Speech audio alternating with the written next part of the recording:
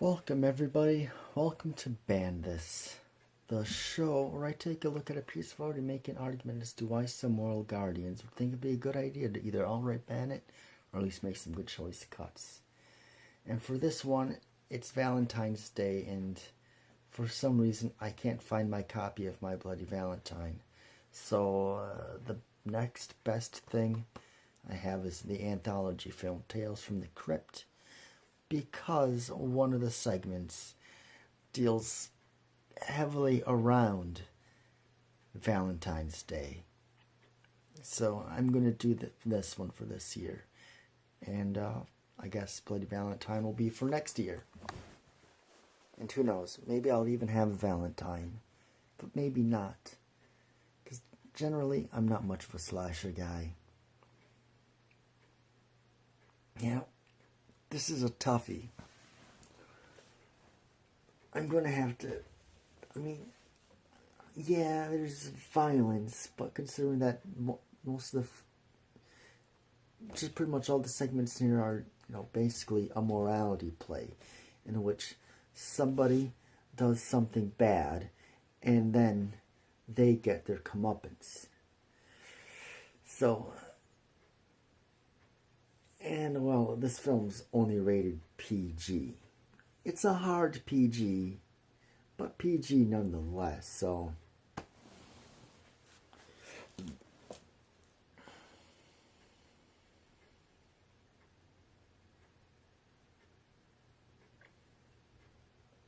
I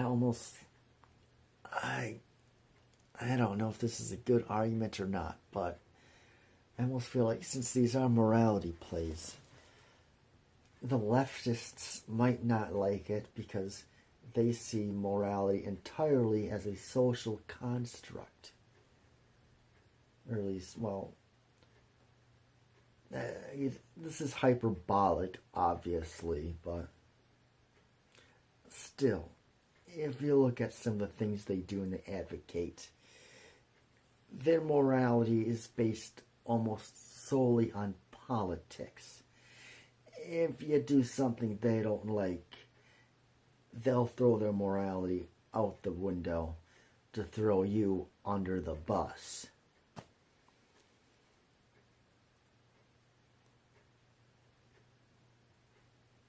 And some of the things, that, the people, the people that have been wronged, I could see them advocating it, for someone like the Orange Man who is bad, for example.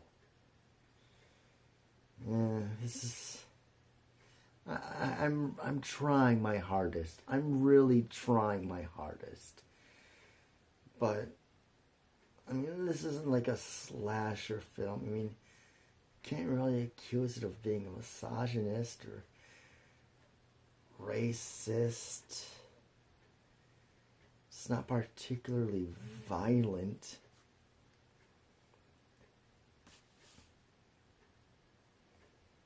But maybe it's a better argument than I realize. Because you gotta remember, if I'm talking about a leftist, they're weird people. They are weird people. Who knows what they would think? Who knows they could get offended by this? It's like, these are all about morality. Morality is a social construct. I wouldn't put it past them if they were to get offended by this film for that reason. It's really hard to say, so yeah, I guess I'll stick with that. Morality is subjective. It's a social construct. So therefore, a film that revolves around the idea of morality could be offensive. Especially since most of the characters in this film, are straight white guys. And that in itself is something that could be deemed as offensive.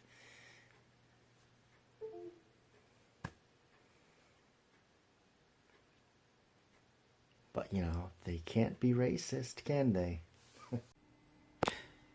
Alright, I'm going to interrupt myself a little bit here. It's been a few days since I recorded this episode, and I've been thinking about it, and as I admit that I was having a hard time with it, trying to figure out what I wanted to say or how to say it. You know, obviously, saying the lack of morality thing, obviously, that's not exactly true. If they weren't, since they get so offended by everything, obviously they do have a sense of morality somewhat, just very, in a lot of people's eyes, kind of warped and twisted. It's hard to wrap around, but there's something there, just not what a lot of people would say as actually being moral, if you know what I'm saying. So I thought this was a little argument that initially I was going to say for another film. I just wasn't sure exactly which one it was going to be. But I guess this is as good as any. I might make the argument again for another film. But saying this, it's just thinking that I'm going to be saying this just makes me feel dirty.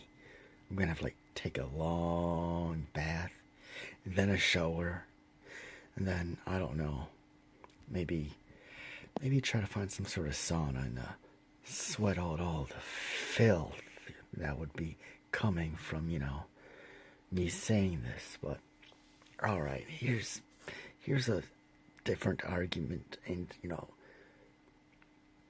it's like I'm really thinking of the poetic justice segment. That's the Valentine's Day one.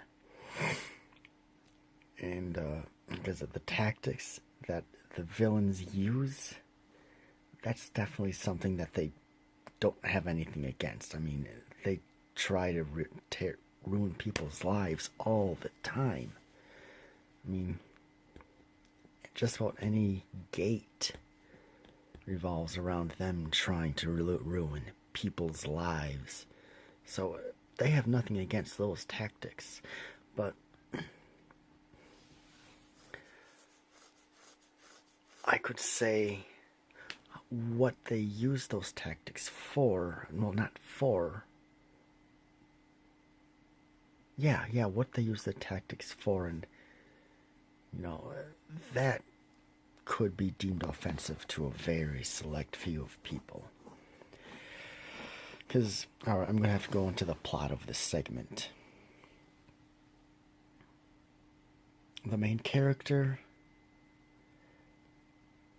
let's see, I don't remember if he was a toy maker or something, but he likes children as friends, nothing more.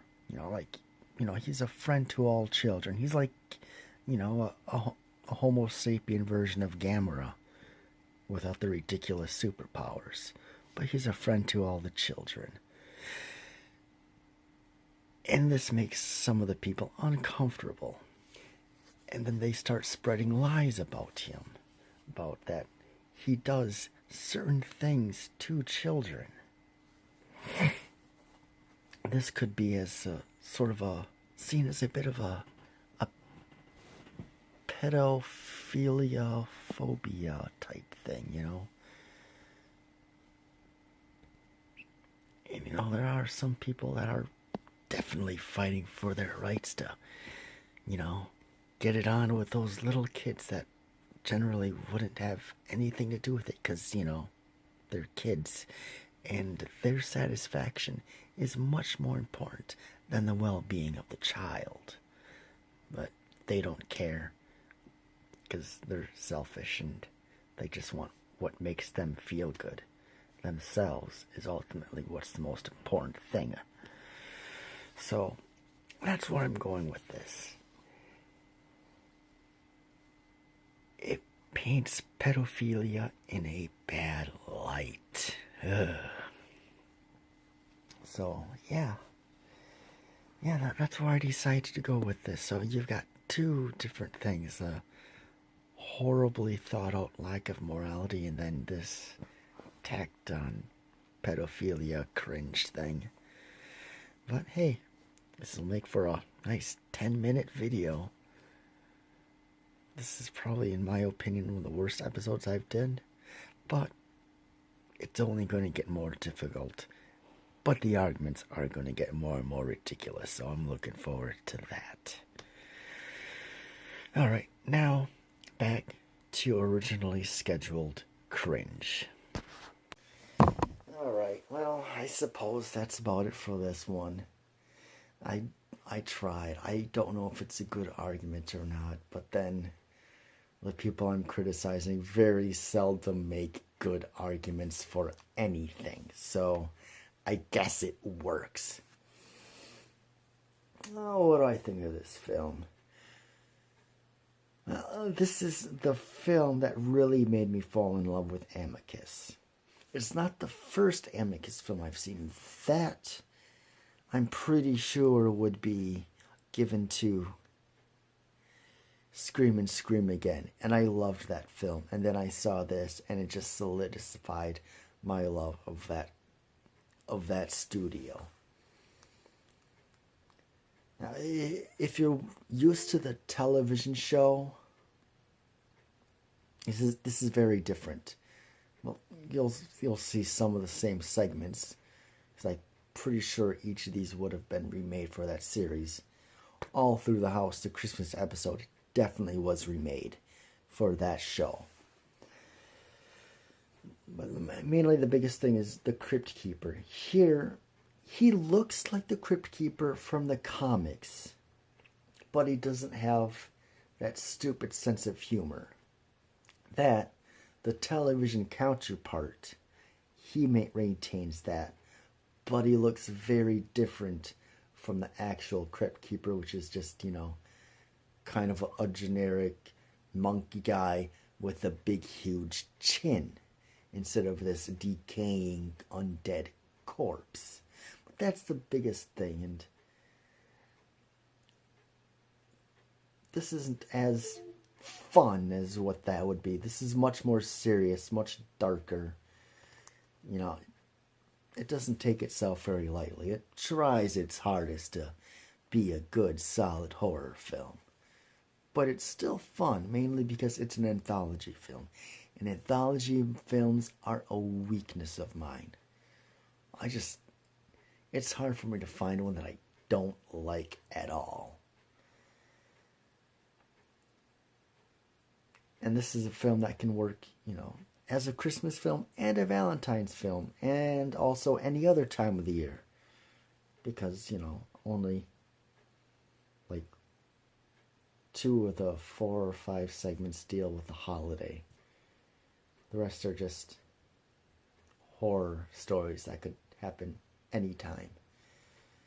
So yeah, great little flick. Definitely check it out if you like Tales from the Crypt, Amicus, anthology films. But don't expect to be something totally fun. But still kind of fun, if that makes any sense. Anyways, that's about it for this one. If you have an idea for a film you'd like me to take a look at, let me know in the comments below, and check me out on BitChute and Minds for social medias, and check out the Stardust app for a bunch of short reviews for myself and a bunch of other people. And that's about it for this one, and I will see you in the next one. Take care, everybody.